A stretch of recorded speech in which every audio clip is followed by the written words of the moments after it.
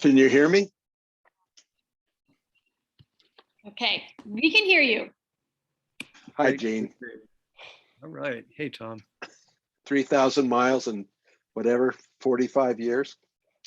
Yeah. How are the fall colors? Beautiful. Little Yeah. past here in the Adirondacks, but still beautiful down around Cayuga Lake. Okay, well, hello, everybody. Great to see so many people here. My name is Malia Sanford, for those of you who I don't know on here, and I am the programs manager at the Lopez Island Library. And I'm so pleased to welcome you and thank you all for coming to this evening's program featuring local author Gene Helfman, who is here to virtually launch his debut novel, Beyond the Human Realm, right here. I just finished it, so it's fresh in my mind. This program is the first in our fall series of local author talks. Next up is going to be author Kip Greenthal, who will be speaking about her debut novel, Shoal Water, on November 4th. And then we'll have Brenda Astorino speaking about her new book, Pathways, on November 16th. And Tor Hansen on November 18th, speaking about his New York Times notable book, Hurricane Lizards and Plastic Squid. And then Peter Kavanaugh will be sharing his newest collection of bird photography in early December. And we don't have a date set for that quite yet. But save the other dates and you can actually register those programs by going to our website. And then I also wanted to mention that if you are a local author and you're interested in sharing your work with the library audience, please get in touch with me via email, malia@lopezlibrary.org. I'm already working on our spring 2022 lineup of local authors. So we're really happy to feature our local Lopez talent. And speaking of which, I am so pleased to welcome Gene Helfman, tonight's author. This program is especially exciting for me because, as many of you know, Gene is my father. And for as long as I can remember, he has been scribbling words in a notebook, purportedly chipping away at his great American novel, of which for a long time he was very secretive about and never really wanted to tell us what he was writing. So it's been very exciting this year to finally see and hold and read what all those years of mysterious scribblings have led up to. So congratulations. And I think it's very apropos that your great American novel crosses the border into Canada and is told, at least in part, in the voice of a non-human American, although surprisingly not the voice of a fish, but the next best thing, perhaps, an orca. So as many of you know, I'll give a brief bio of Gene. He is an animal behaviorist turned conservation biologist with a PhD in ecology from Cornell University. Gene was on the faculty of the University of Georgia for 30 years, authoring 4 books on fish and marine conservation and dozens of related scientific papers. He spent much of his professional career underwater, demonstrating that fish are smarter than conventionally thought. In an effort to get the conservation message to a larger audience, and recognizing that more people read fiction than nonfiction, he has written a sharksploitation horror comedy screenplay about shark finning that maybe we could ask him about later, and an eco-thriller novel about endangered killer whales beyond the human realm. And that book is why we are here tonight. So please join me in virtually congratulating and welcoming author Gene Helfman. Yay! Okay, take it away. Thank you, Malia. Oh, and thank you all for spending your afternoon with me as the days get shorter and darker and shorter and darker. It was lovely this morning.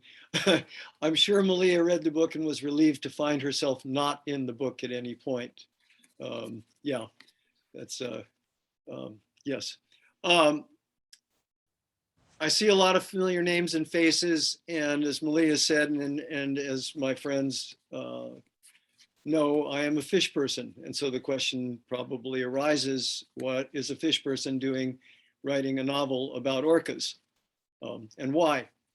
So let me give you a little brief background how we got to this day. I always wanted to be a fish person. I wanted to be an ichthyologist probably before I could pronounce the word. And I was particularly interested in sharks, as is the case with young boys and girls at a certain age. I went off to college as a chemistry major with the intent of developing the world's best shark repellent. Reality reared its ugly head. I barely passed freshman chemistry and decided that probably wasn't a wise career path. And I switched over to zoology, which was a lot easier and more natural for me. Fast forward a dozen years, ignoring a lot of stuff, I managed to land a faculty position at the University of Georgia as a fish behavioral ecologist. And I was teaching ichthyology, biology of fishes, and also teaching animal behavior and conservation biology. And maybe 30 years ago, I happened to attend a conference in Vancouver, British Columbia. We had a social, an evening social at the Vancouver Aquarium, and they closed it down to the public. We had it all to ourselves. I got tired of sitting in a smoke-filled room shouting over the local band, so I slipped outside into the cool Vancouver air, wandered around and found myself sitting in the amphitheater overlooking the pool where they held the dolphin shows. And it was very beautiful and very peaceful. And then I saw the orca. I had never seen an orca before. I certainly knew what it was. I'm a biologist, you know, you pay attention to these things. And I was absolutely mesmerized and watched it for a while until I realized that I was not watching a large whale swimming. I was watching a caged animal pacing. The pool was much too small. The animal's behavior was much too mechanical, and everything about it seemed wrong. And that sort of planted a seed in my mind. I didn't know where it would go, but I became interested in orcas. So I started reading everything I could. There wasn't a great deal of literature on them at the time. This is the early 90s. A few popular books, some scientific articles, but it became immediately obvious to me that these were amazing animals, intelligent, with a very complex social behavior. And in the case of the local orcas, which I was beginning to discover because now we were starting to visit the San Juan Islands and Lopez, finding out just how endangered they were. So orcas started slipping into my teaching in my animal behavior class and in my conservation biology class. And the idea of the novel grew, and I started filling all those notebooks that Malia mentioned. But I was still a fish behavioral ecologist with a tenured faculty position, and I didn't think the University of Georgia would look fondly on my doing a mid-career change from fish to mammals, since that wasn't what I was hired to do. Things transpired. We retired, Judy and I, we moved to Lopez, and then the movie Blackfish came out. And well, actually first the movie The Cove came out, and that was in 2009. And The Cove documented this terrible whale roundup, dolphin roundup that occurs in the Japanese village of Taiji, where they also capture bottlenose dolphins, other dolphins for the aquarium trade, for the public display trade. And that was very upsetting, but it started giving me more ideas and I filled more notebooks. And then the movie Blackfish came out, and that was in 2013. And that was the story of Tilikum, a male whale that had been caught in Iceland in 1983 and had spent its entire life in captivity, eventually getting moved to SeaWorld in Orlando, where it killed a couple people, including one of its trainers, a woman named Dawn Brachot. That was a hook for the book. I knew that had to be in any book I wrote. And then just a few years ago, 2018, we all witnessed Tahlequah J-pod female, J35, carrying her dead baby orca around for 17 days, sometimes with the help of her family members. And at that point, I knew I had the other anchor for my book, because I had thought at one point there should be something about a dead baby whale in there, and the social structure of orcas and how this all deals, weaves together. And that's when I really started writing. And I went through my now 10 notebooks and pulled out bits and pieces and produced over about a year and a half a monstrous tome, would have been 600 pages. And I handed it to Judy. And Judy read it and hated it. And she said, cut this, cut this, cut this. It was sort of like if you've seen the movie A River Runs Through It, the Tom Skerritt character hands back a writing to the Norman MacLean character and says, cut it in half. So I cut it, and other friends and family read it, made suggestions, and pared it down to what it is today, which is much better than it was originally. So that's how we got to a fish biologist writing a novel about orcas, my first novel. So what I would love to do this evening is read to you the first chapter of the book. And I'm reading the first chapter because those of you who've actually read the book, this will remind you of how we got to many of the parts of the story, particularly the end. And for those of you who haven't read the book, it's sort of an introduction to what will happen later. The book begins with a preface. It doesn't begin with a prologue, because I once read an interview with John Grisham, who said, you don't need a prologue. I never write prologues. Don't write a prologue. So I didn't write a prologue. I did write an epilogue. Grisham didn't say anything about epilogues, but I begin the book with a short preface. And it's a quote from one of my favorite books, Wiley Blanchett's The Curve of Time, which is her memoir about traveling through the waters of British Columbia with her family on a small boat in the 1920s and 1930s. And it's an absolutely captivating story. But at one point, she just sort of tosses off something that, needless to say, I grabbed onto. She said, quote, but who would ever try to write a story about a whale? Okay, Wiley, here it is. So chapter 1. And chapter 1 begins with a quote. I've learned subsequently these are called epigraphs. It's from Richard Powers' Pulitzer Prize winning novel, The Overstory, an amazing book. It's always nice to try to associate yourself with a Pulitzer Prize winner. Hopefully some of the scales will trickle down and land on your shoulder. But Powers wrote early in his book, we're living at a time when claims are being made for a moral authority that lies beyond the human. Each day was a replica of the one before, and the one before that, as far back as he could remember. His routine only changed when they wanted him to perform silly tricks before they would give him food. A split tail got into his pool. How he hated that. She blew a whistle twice, pushed a ball with her nose, then threw the ball to another on the hard land. It was obvious what they wanted him to do. Swimming over, he came up under the ball, carried it across the pool, and tossed it to a split tail by the edge. They clearly approved. Someone blew the whistle twice. He ignored it. He'd shown them that he understood, but would not perform for them. It was clear this made them unhappy. When they were unhappy, they would skip a feeding. Although hungry, he took pleasure in their frustration. Afterward, one of the split tails, usually a female, would wait until the others weren't around and then pour a bucket of food into his pool. He'd lost his freedom so long ago, he had no memory of it, having been very young when brought here. He had a vague image of swimming close to his mother in the open ocean. But then the split tails caught him and brought him to this place, a small oval, smooth, featureless, broken only by a single window, a constant swim around the oval, over and over, day and night, alone. He did come to like one particular female split tail. She always vocalized softly to him. Did the others think he couldn't hear? Everything about her actions indicated she cared.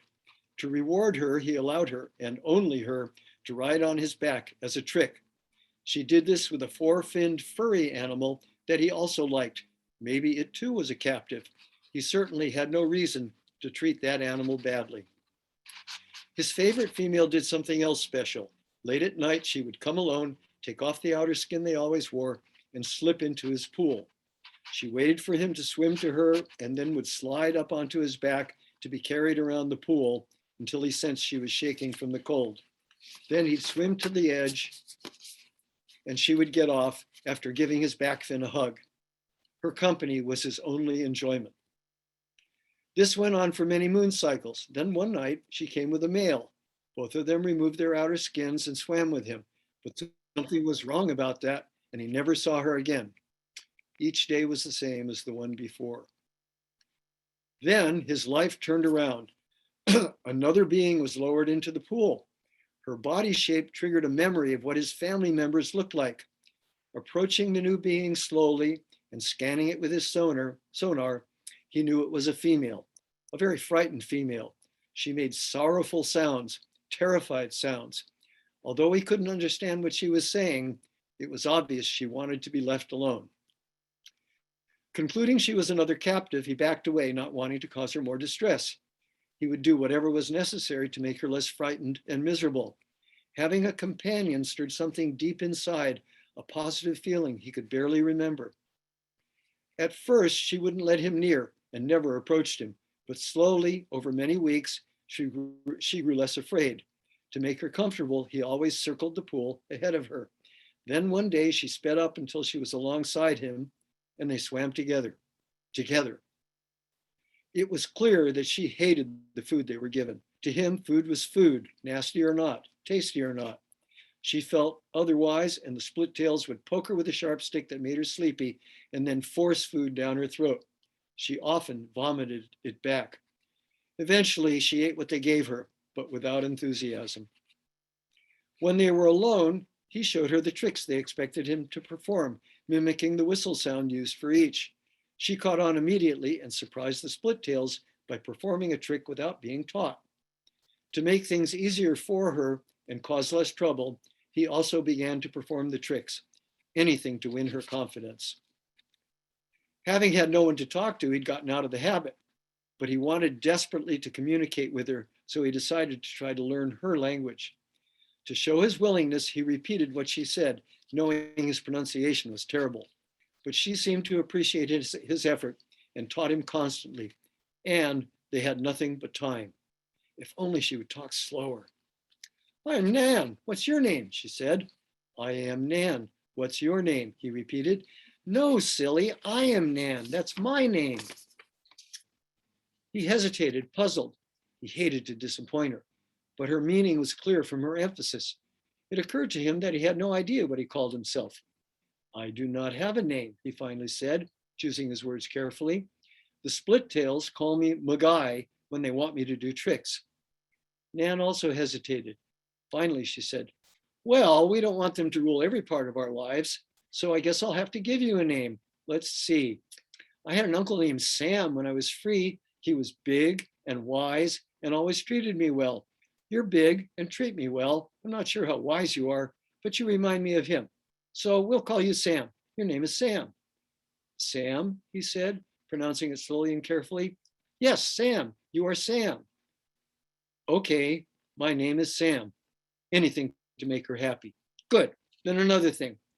In my family, we don't call them split tails. We call them log riders because we always see them riding on logs." Sam wasn't sure what a log was. It didn't matter. "Log riders, not split tails," Sam repeated. "Log riders. Which brings up something else," she said. "What do you remember from before they captured you?" "Not much, really," Sam answered. "I do remember them hurting my mother, her lying still while I cried out to her before they caught me in a mesh. I've always assumed they killed her." "Wow, I'm really sorry. I guess that makes you an orphan." "I hadn't really thought about it that way, but I guess you're right. It was the beginning of my hating the log riders." Nan performed one trick that Sam never even attempted. In fact, it frightened him. She would jump out of the pool onto the smooth land to excited shouts of the log riders. Then they would push her back into the pool. Just the thought of beaching himself made him shudder, imagining his weight pushing down, crushing him without the water to hold him up. He asked her why she did this. "I imagine I'm escaping," she said matter-of-factly. "I know it's a fantasy, but for a brief moment, I'm away from here." Her response hurt his feelings, knowing that she would rather be somewhere else than with him. but she had known freedom while he had been a captive essentially all his life. Sam did everything he could to make Nan more content. He had never been so happy, but it was clear she didn't feel the same way. She constantly told him about her family members and what life was like in the open ocean. Nan had one exceptional skill, a rudimentary ability to project a sound image, taking the sonar echo from an object and rebroadcasting it, an ability she said she'd been learning from her Uncle Sam. At first, the objects were simple, the toy floats, their food, things in their pool. Even when crudely copied, Sam was able to identify them. As her skill improved, she taught him how to project sound images. He caught on, again slowly, but over time, they would challenge each other, improving their sound images. She especially liked to show Sam her family members, introducing him to each one. Their lives together continued. Then one day, he felt her swimming closer to him, actually rubbing against him, running a side fin along his body. He was surprised at her intimacy and at how his body was reacting. Nan didn't seem at all surprised. In fact, she encouraged him. It didn't require much explanation. This became part of their daily routine and a new source of happiness for Sam. Then, after a few moon cycles, she stopped encouraging him and in fact rebuffed his attempts. He was hurt, confused. He finally asked why. "You don't know," she scolded. "I have no idea," he answered. "Well then, look at me," she said, encouraging him to give her a deep scan. He saw a small body inside her. Is that what I think it is?" he said to her. "Yes," she said with obvious pride. "We did this." And they waited. Sam gave Nan scanning updates on their child's development. Nan's appetite grew. The log riders must have sensed what was happening. They fed her more and demanded less. Finally, their baby was born, a difficult birth. Nan cried out for her aunts, for their assistance. Sam felt helpless, ignorant, frightened. Their baby, a female, was weak at first. Both mother and baby had difficulty nursing, but slowly things improved, and Sam felt a new pride in being a father. The three swam together, although Nan now paid little attention to him. It didn't matter. She was happy, consumed with joy. They named the baby Rosie, after Nan's younger sister. And then the unimaginable happened. The log riders lifted their child from the pool. Rosie cried out for her mother. Nan called to her child, and Rosie was gone. Nan stayed by the side of the pool for hours, days, calling for her baby. She refused to eat. Nothing Sam could do or say lessened her grief. She screamed at him to leave her alone. Her condition worsened. Early one morning, Sam found her lying motionless at the bottom of their pool. He was back to being alone. Time passed. Sam returned to being uncooperative, sometimes even aggressive. Then, one day, a new female appeared, younger than Nan had been. Sam swam over and spoke to her. The new female cried out, her words unintelligible. It took Sam perhaps 30 seconds to understand. The log riders had brought him a new mate. They wanted him to produce babies. He became filled with hatred and anger. The anger rose inside him. It boiled into a blinding, seething rage. He would be no part of this. Unthinking, he raced across the pool and smashed into not the pool side, but the new female. Yes, he rammed her again and again and again. He bit and thrashed and didn't stop until he knew he had killed her. Not long after, Sam felt the sting of the sleeping stick. When he awoke, he was in an entirely different place. They had taken everything from him, his mate, their child. All that was left were his memories and his hatred. It does get better, just to let you know, but that is the end of chapter 1 and the beginning of Sam's story. Thank you. So, I would absolutely love to answer any questions. I don't know, Malia, you can read the chat or people can raise their hand. I'll see a dozen Malia Sanfords raising their hands. So this is a... Yes, if you can change your name to not be Malia Sanford, that could be helpful. Ways of asking questions are either typing them into the chat or you can raise your hand down at the bottom of your screen. There should be a little smiley face that says reactions. And then if you click on that, it should say raise hand as one of your options for buttons to press. So,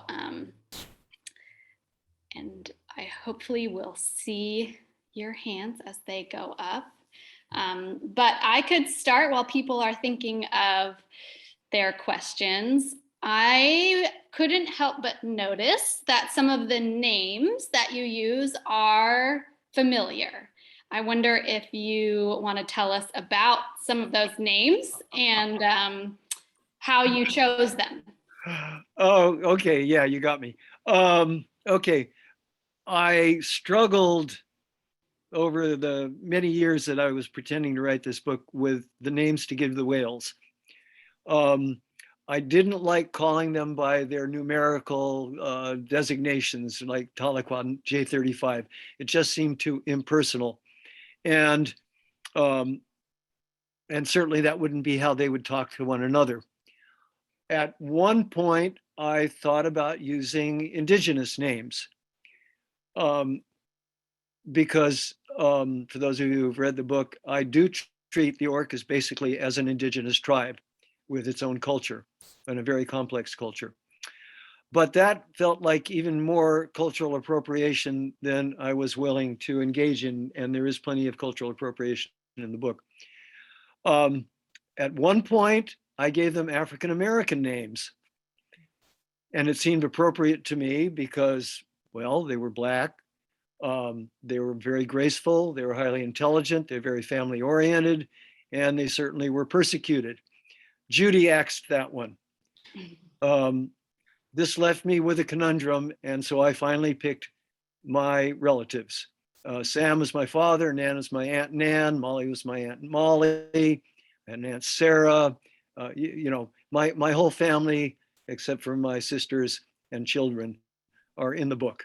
It's my own little tweak, and only Malia and my sisters on the call and some of my relatives would have any idea about that. So that's where that came from. It was a default option. Kip has typed in a question. Oh, good. Hi, Kip. I'm really looking forward to your presentation and your launch November 4th, is it? You're muted. You're muted. Yes. Isn't it amazing? 2 years and we still do this. Yeah. I know. Yeah. Hi, Kip. Hi. So glad to be here. So Kip's question was from the beginning. Did you know that you wanted to write from the whale's point of view? Yes, I did. I knew that. Okay, so a problem that some people have had with the book is the idea of talking animals. And it's done commonly, but it's usually done in the form of a young adult or a children's book. I wanted this to be an animal story for adults, and my research, and it doesn't take much research,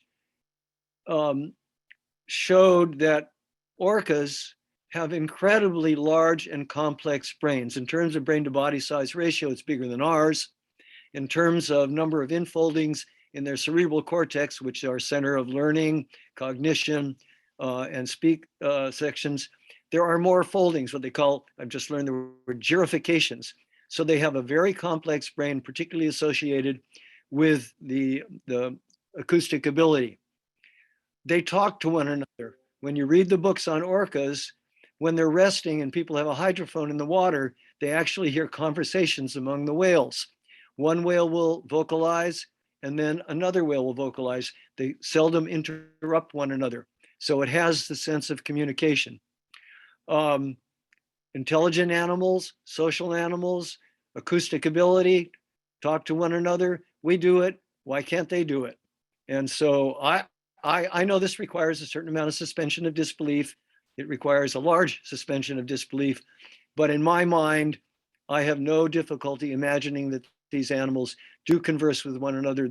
Their behavior is so cooperative and so complex when you read the stories of the things they do. The only way that they could perform their group activities would be via complex communication. If we actually recorded their voice, their speech, it would just be a bunch of squiggles on a sonogram. It would make no sense to us.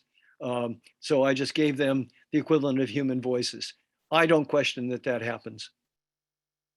But it's a good, thank you, Kip. That's a good question. I see Iris has her hand up. Iris, there we go. Good for Here you. I Okay, am. you unmuted. Right.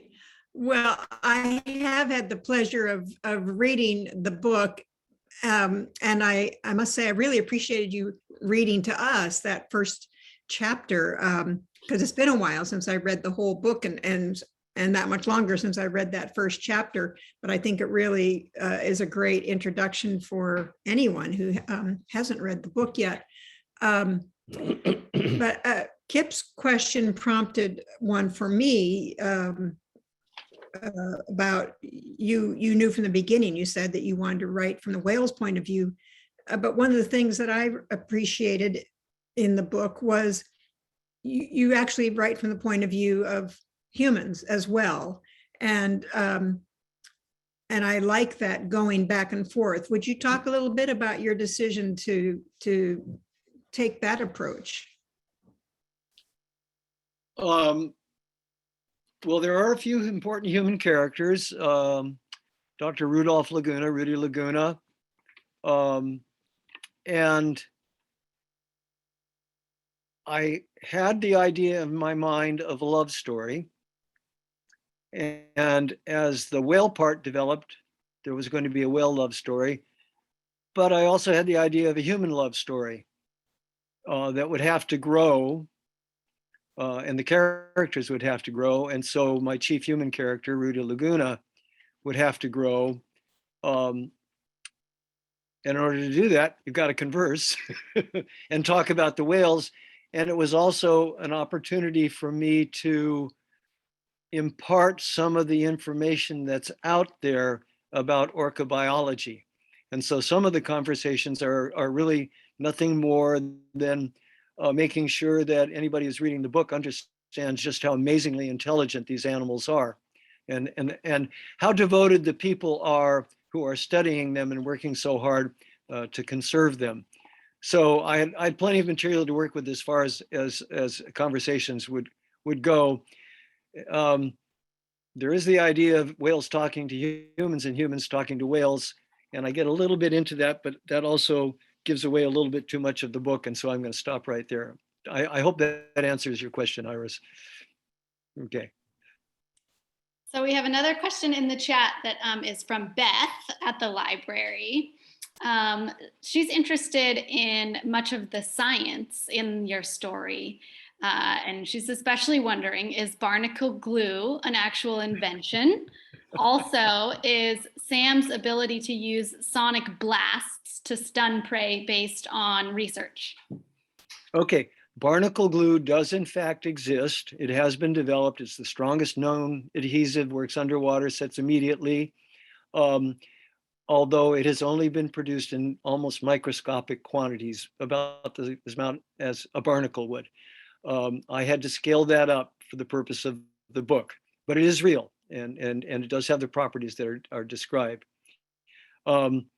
The sound blasting, it's called the big boom theory, or anyway, that idea has been put forth more with bottlenose and other dolphins when they're foraging and chase a fish, this is particularly the case of the spinner dolphins in the Caribbean, chase a fish that dives into the sand. I could tell you what species of fish it is, but you could care less.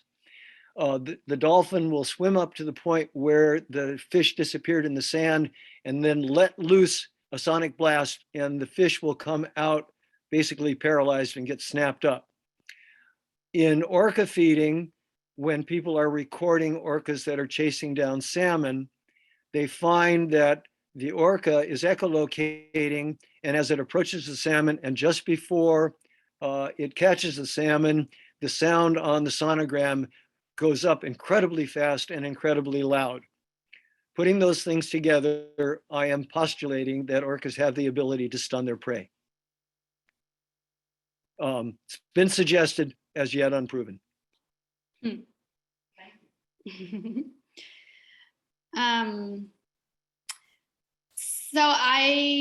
Any other hands that I don't see? I have another question about your publishing journey. And I wonder if you want to tell us a little bit about how the book was published, and maybe there are some aspiring self-publishers out there as well. If you have any advice for those who are embarking on that. Fair question.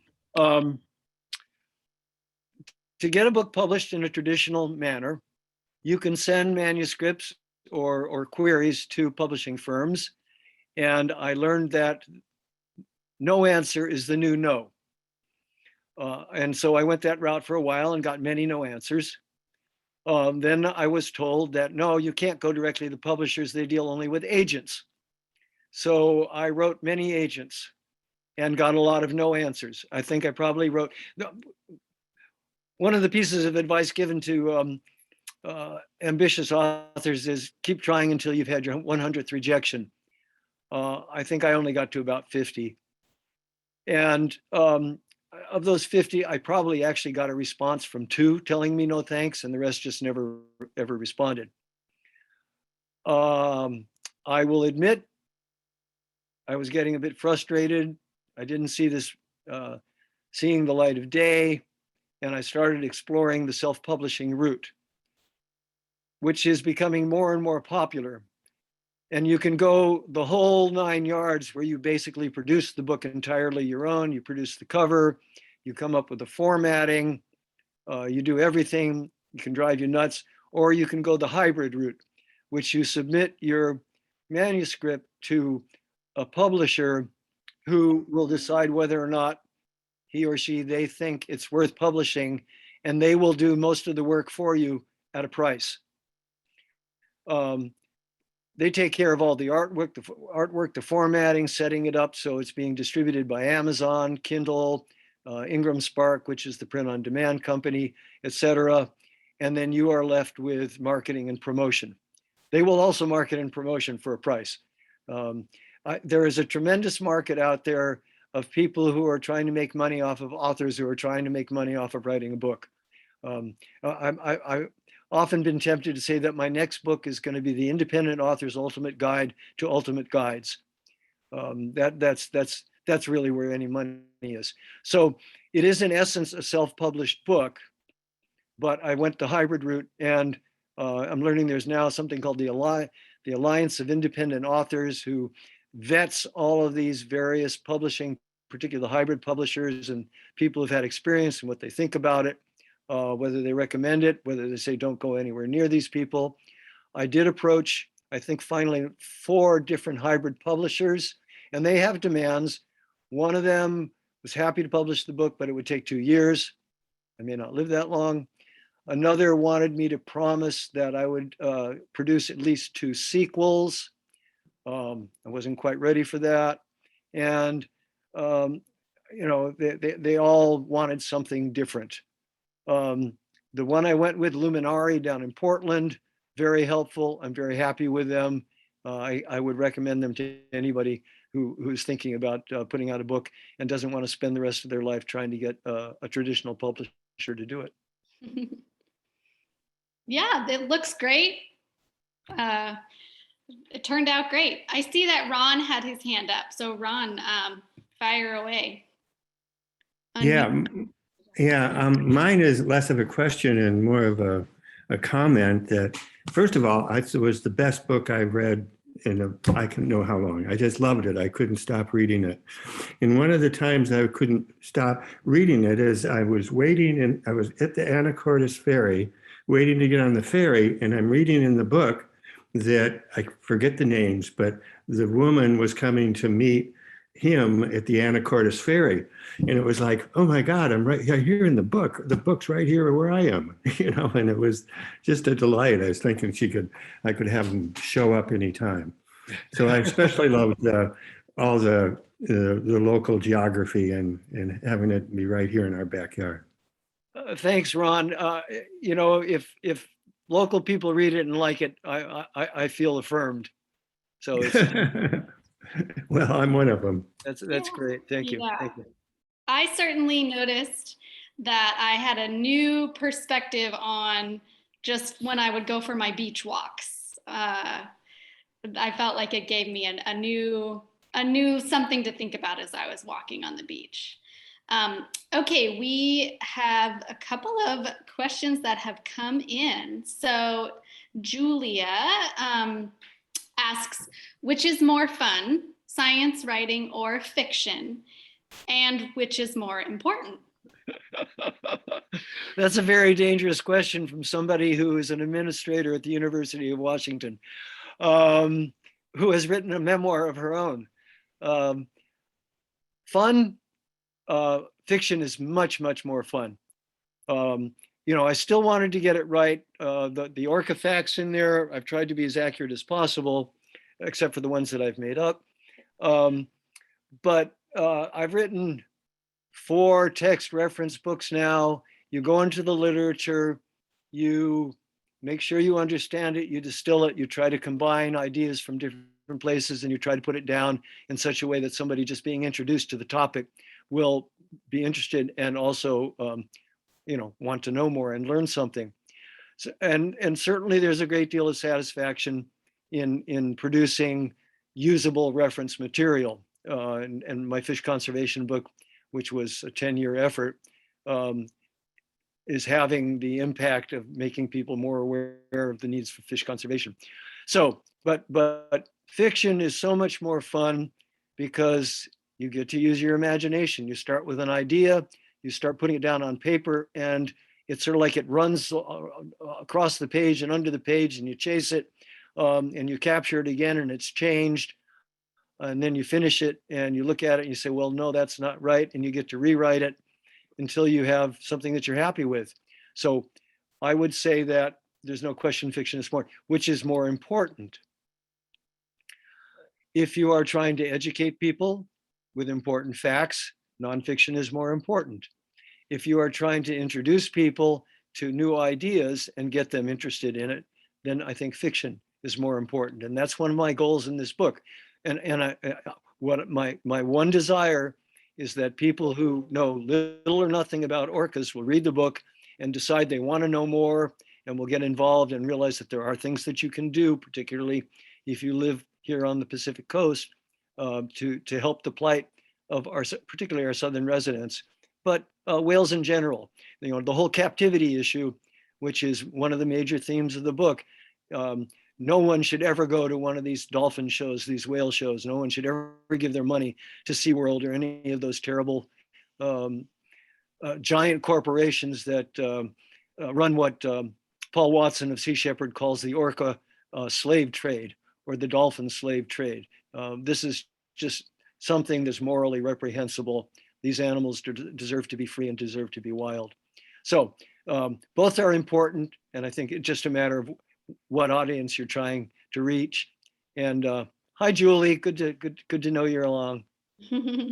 Well, that sort of feeds into Kim's question about the storyline of relocating a former captive whale. Does this occur successfully? Is there an ongoing need for this? And are orcas still commonly held in captivity? Yes, yes, and yes. Okay. No one has truly successfully released an orca that had been in captivity for any length of time into the wild and have it live. The prime example of this is Keiko, who was the whale in the Free Willy movies. Keiko was finally released, lived for, I think it was a year and a half before dying of pneumonia.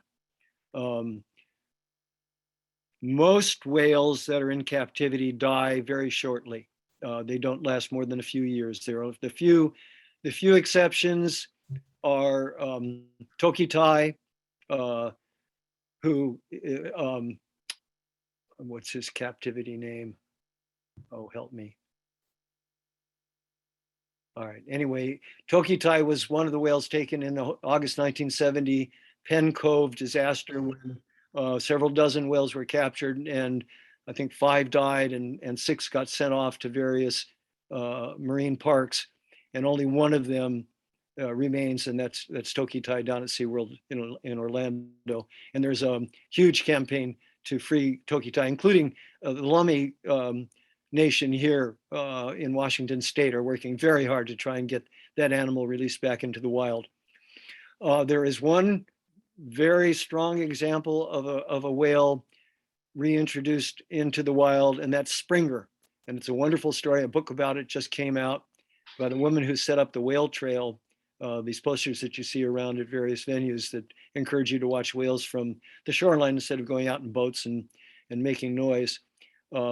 Springer was an orphan, was a member of one of the pods of the Northern Residents up in Canada, in BC, got separated from her pod, wound up down here, started associating with boats. People got very worried that she was going to get injured, plus she was alone. And through a tremendous effort of dozens of people and dozens of agencies, they caught her and took her up to Canada, to her home waters, and kept her in a pen, hoping that her relatives would come by and then she would be released. Her relatives didn't come by, but some other whales came by. And within a day or two, her relatives showed up. Again, more than suggesting that there was some degree of communication going on. She was released. She's joined her original pod. I think she's had 2 youngsters now. It's a wonderful success story, but it took a tremendous effort. Whether a whale could be taken out of captivity and put into the wild, people have a lot of doubts about this. This is far beyond my area of expertise, and it's dangerous for me to speculate much beyond that. But these animals have been in captivity for so many years. They've lost their skills if they were captured as youngsters. Would they be able to learn what they needed to learn? And I will put in a plug for another book. If you enjoyed my book or think you might enjoy it, there's a book out there called Lost Frequency. It's by Barry Swanson. It takes the exact same situation of a captive orca and the issue of whether or not it can be released into the wild or at least go into a whale sanctuary. It's wonderfully written. It's called Lost Frequency. And the title gets its idea that at some point, let's see, I don't want to give away too much of the book, but it gets into the question of orca and human communication, and does it via an autistic, someone on the autism spectrum who is able to communicate with whales. A wonderful story, takes place mostly on Orcas Island. So it's a parallel novel and a fun read. All right. Well, I did I handle all 3 parts of that question? think so. Okay. I mean, there is a very strong effort right now to develop a whale sanctuary for orcas and for belugas. Oh, there are a lot of whales that are in captivity right now. I'm sorry, I skipped over that. Tokitai down. Whose name is Lolita. Thank you. Lolita is the Anglo name. Yes, very good, Lolita. No, it was Iris, not me. Okay. I won't take credit for that. Iris should know. Iris has written a wonderful book. It's called Writer in a Life Vest. I got to read it, and I want to read a quote. I got a quote from Iris's book that I wanted to make sure I got to read since we brought that up. Wow. One part of her books, it's a memoir of the year she spent on the San Juan ferries as the writer in residence, or the writer in residence, or the writer in residence, whichever. And it's a great book. And in it, there's a genius chapter where she has a conversation between Rachel Carson and Greta Thunberg that she moderates. And it's just wonderful. But there's a quote in Iris's book from Rachel Carson that I jumped on as soon as I read it. Rachel Carson says, "No one could write truthfully about the sea and leave out the poetry." And in my thinking about my inclusion of the Indigenous perspective and the involvement that Indigenous peoples, both here in Washington State and up in British Columbia, have with these whales, because their cultures are tied so intimately to the whales. It's sort of like I couldn't write a book about orcas without including the Indigenous perspectives as honestly and respectfully as I could. but I paraphrase Rachel Carson, is that no one could write truthfully about orcas and leave out their interrelationship with indigenous peoples. I think it's absolutely essential for the story to be complete. So we do have a thank you, couple- Iris. Thank you, Iris. Yeah. We have a couple other questions in the chat. Shari is wondering, was there a part of the original manuscript that you took out based on advice that you loved and still miss? Okay. Rudy Laguna was a sexist predator in the original version, a lech. When Judy read that, she said, you know, your audience is going to be largely female. They're not going to like this. In fact, they're going to hate it. They'll put down the book. In fact, Ruthie put down the book very quickly when she read that version, as I recall. And I cut all that out to my benefit and to the book's benefit. I turned Rudy into a likable character instead of a despicable character. I guess that's where I swayed from the autobiographical content, huh? I wouldn't align yourself. Okay, anything else? There are a number of other parts. They will probably, so as Malia mentioned, I've written this screenplay about shark finning. It's called Fins, and it's a satire on these terrible shark horror movies that what's referred to as the shark exploitation genre, which are put out just to scare people about sharks. So I've done a satirical screenplay about this, in which it's shark friendly, in which the sharks are intelligent, maternalistic, empathetic, and in the beginning of the story, they get their fins cut off, and the whole story is about them wanting to get their fins back and what they do to get their fins back. And I will probably, since I can't get this screenplay produced, turn that into a novel. And a lot of the stuff that I took out of Beyond the Human Realm, aside from the sexist stuff, might go in there.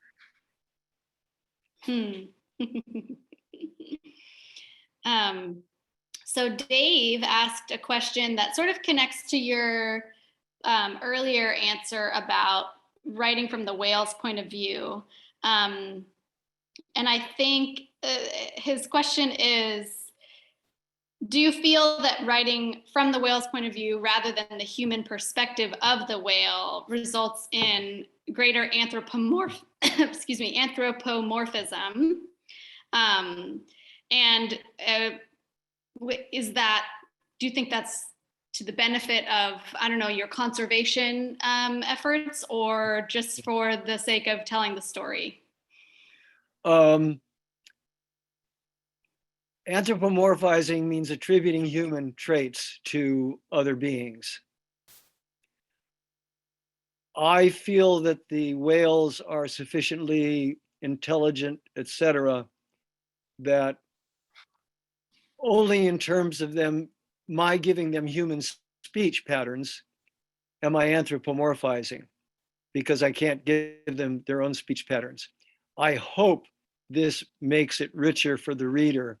I hope the reader immerses him or herself more in the life of the whale and the interactions of the whales with one another, and gets beyond, oh, this is an author making animals talk, another Watership Down or something like that.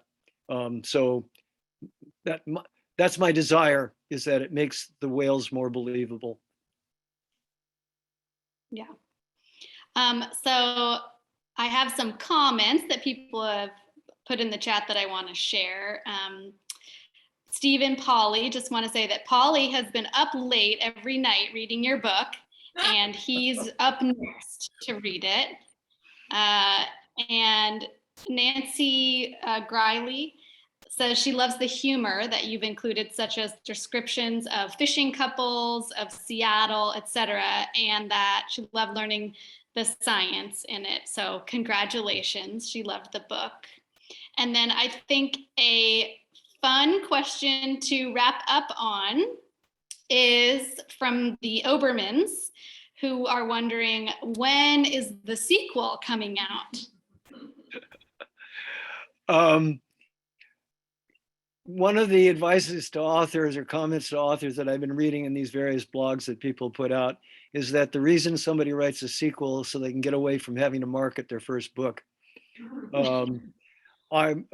There's a sequel in my mind, and actually some people who have read the book have already been giving me wonderful, brilliant ideas of what a sequel would consist of. But for the time being, I'm learning self-promotion. Comes hard to an academic. Something I failed at in my previous books, and marketing, and I'm sort of very much involved in that. I think if I write a book, the next book will be to take my screenplay that's languishing and do something productive with it, and probably start filling up another 10 notebooks for a sequel to this one. So I thank you. I do want to mention, since Nancy and Polly and other folks on Lopez, there is a little bit of stuff about Lopez in the book, a description of Lopez and Lopesians. I apologize. Well, okay. Well, on that note, I think we all on Lopez and everyone tuning in from all over are just proud and excited for you. So congratulations. And yeah, best wishes on whatever is coming next in your publishing career. And just to remind people that the book is for sale at the Lopez Bookshop and is also available to check out at the Lopez Library. And are there other places that people can get it? There is the giant corporation that will remain unnamed if somebody wanted an ebook. Okay, great. So those are available as well.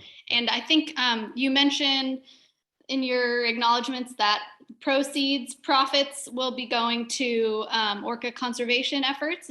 Definitely. Thank you for me. Yeah. Yeah, no, this is not a money-making venture. I definitely intend. I already have actually. Okay, a very quick story and then I'll quit. Okay. In the process of marketing, I have become aware of and practicing in social media, which I never did before. So I'm on Facebook, I'm on Twitter, I'm on Instagram. And I follow a number of whale hugging organizations, mainly focused on getting captive whales freed. And one of the people who runs one of these sites and has 32,000 followers now follows me and actually read the book and wrote a review, which appeared online. And I thought, oh my God, she's got 32,000 followers. Wow. So I started looking at book sales. And after she put in a plug for my book sales jumped up 2 books. Woo! And what I have come to realize is that people who spend all day online reading tweets don't read novels. Well, okay. Well, Okay. everyone is saying thank you and great job and congratulations. So, And hooray. stay tuned for Kip and Brenda and Tor and Peter coming up. Yes, thank you. Okay, well, thank you, everyone. Great to see you, and see you next time. Bye. Okay, bye, Dad. Love ya. Love you.